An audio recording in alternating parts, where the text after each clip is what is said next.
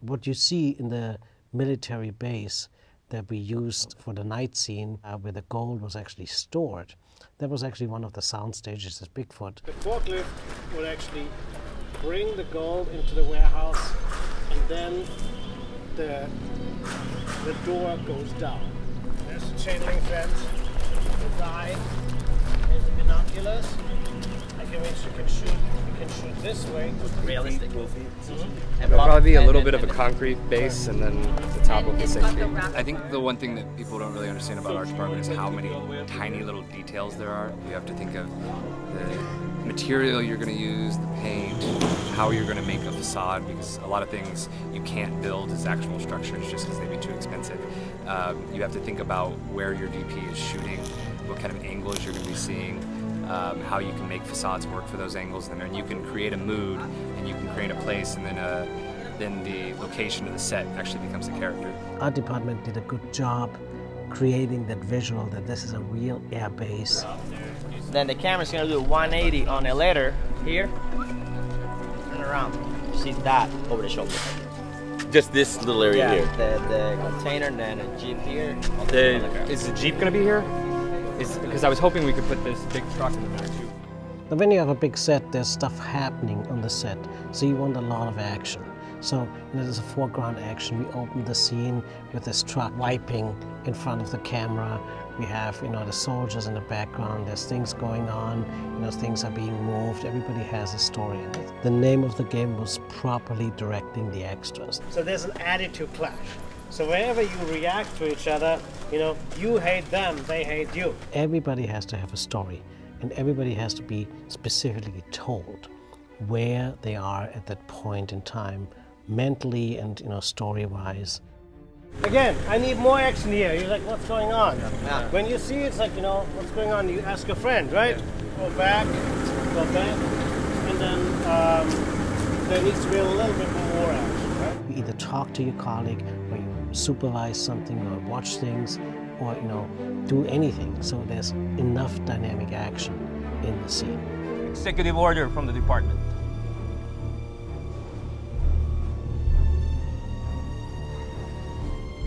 Come on, guys. We're out of here.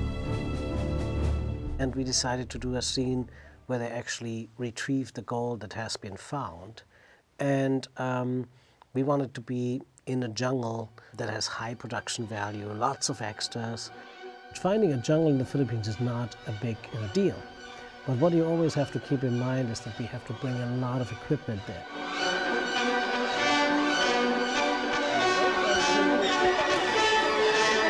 Go for Eric. Anybody up by the staging area or a G&E truck that can hear me, come back. Send 2 of them back. Yeah, hold on that for 1 second. I'll just call Nikki and confirm. I've got a green light on the charger, but nothing to confirm that the battery's actually charging. Just a heads up to everybody, we think that the daylight's going to be right for the first shot at between 10 and 10:30.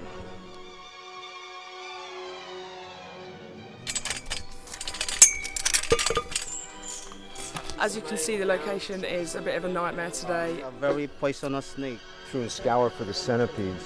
Drink lots of water and don't fall off the trail. It's taken most of the crew at least 20 minutes to get down here with all the gear. We're just setting it up now. We've just had a call that says to say the director is on his way to location. Morning. Morning, everybody. So let's get all the extras in. The biggest problems are probably going to be in the coordination of the extras, because we've got 30 extras on set as well today. We know what the shots are. There's no problem with setting up for those, so it's just a matter of dealing with people. So we're going to be calling them down section by section so that it doesn't get too crowded, because it's such a small area down here. But when I saw the soldiers in their costumes, it just looked like it came just right from the laundry. So, of course, when you age things, they undergo a certain process. We cover them a little bit with, plant material, green, little pieces of leaves. That's what I need, not dirt. What I do often is I bring in music, even if there's no sound recorded, but just to get people in the mood. So we played military music. Camera set. If the extras are not credible, even if they're in the background, then the whole scene might suffer and you don't get the impact that you want. So I let the extras know what the purpose is in the overall grand story, what just happened, and then everybody knew what to do, and everybody, behaved like soldiers. Now, when we shot this particular scene, we were already in the rainy season in the Philippines, which is like, which makes it a lottery if you get good weather or not. And at the end of the day, we went out, it didn't work. Well, today we've got the advantage of having been here before. Everybody knows where they're coming, they know what's expected of them. I had the advantage of having to bring less stuff, less crew. That obviously means there's less people going down the hill, but it also means that everything is compacted and hopefully a lot easier than it was last time. See, that's what I'm talking about. See, today we have the light, it comes through, there's all these shades of green. Sunbeams coming down. Sunbeams coming down. If you're quick, then we capture some of that stuff. We tried to shoot this before and it was very bad, like the weather was horrible. So we were not happy with what we got, that's why we're trying to pick it up again. Yeah, no, there is no clearing with the sun. It is a blanket cloud and it's probably due to stay like this for the rest of the day, I'd say. No, I do not want to shoot when there's no sun. Okay. Very clear policy, and also I need blue skies, which we don't have. Okay. I mean, at some point we have something where it's sunny, and then we go into the thick forest, right? In locations like this sometimes, it's good because you have a lot of ideas that might come to you just by looking at the environment, right? But that at the same time is tricky because if you're doing too many improvs, it's sometimes easily impossible. Like this path we're walking by are really narrow. We revealed them walking down that path. Oh, good. See, you go from the blue sky, and they're walking down there. Right. Can you steady cam? So you have motion. Like here, a little bit of a dolly behind the tree. Exactly. And then reveal them there. Okay, done. Okay, so go! Steady cam's gonna be here. Yeah, no, bring all the lenses and the Steadicam. Safety, we're on a very narrow path. It's obvious it's a steep drop. When the camera moves, look at the camera. When you hear cameras moving, look at the camera so you know where it is and make a wide path. I don't want anybody going off this cliff, okay? It's just here, walking down, and then we see the guys securing. Right here, and then you ended up down there. Yeah. 2 seconds? Yeah, a second. You arrive, and then just do a little pan up and find something. All right. You have so many things out of your control. You're hoping to get the right light, but again, we're shooting the rainy season in Southeast Asia, so you have rain pretty much every day. So even though we're ready and good to go, in 2 hours, a big cloud might come in and your day is ruined. It looks like it's going to rain again.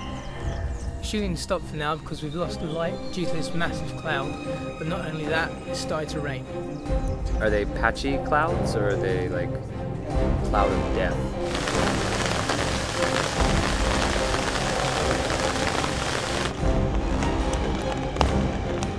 It started raining and we're stuck here like 500 meters from the camp.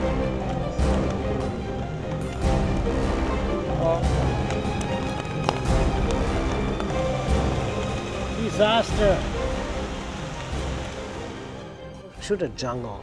A jungle lives from, the many colors and the interaction of light with moisture, with leaves. And the first 2 days we just didn't get it. So we're here setting up day 3 in the cave. Well, who was where? Inside. So everybody who was there, the tough-looking guy. I remember yeah, Charlie. Charlie? Charlie! And Charlie. did he have one? He had one too? Yes.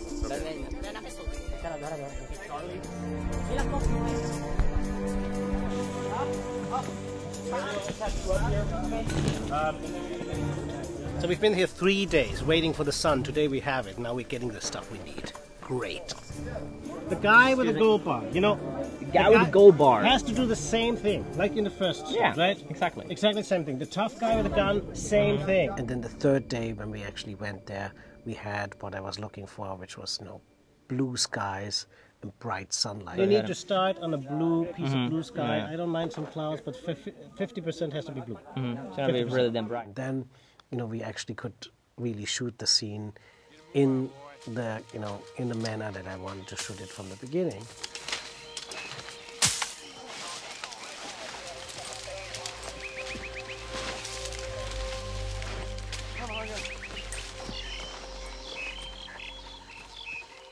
I wanted to have a much more dramatic shot of the gold. The gold has to be big, deadpan, crane, all the military, pull out, see the whole thing.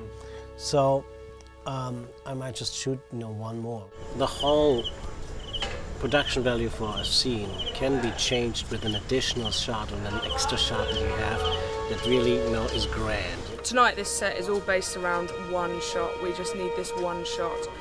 It's a movie bird shot, it's an overhead shot of all of the military together. The significance of this scene is much higher.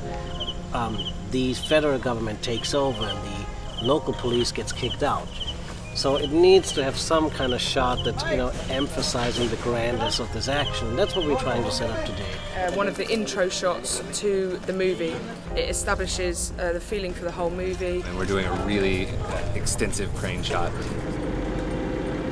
We need to make sure all of our art is in place to make sure everything happens just perfect for this and that we're all on the same page. And when we're all on the same page, we can make great things happen. The most important thing about this shot is that it's rehearsed properly, down to the T, so that when we're rolling film, we don't waste film, and we know that we can get the shot exactly how we want it. I need some action inside. People moving around, we see them, the shadows. The shadows are right. Okay. I had no idea that this door is so slow.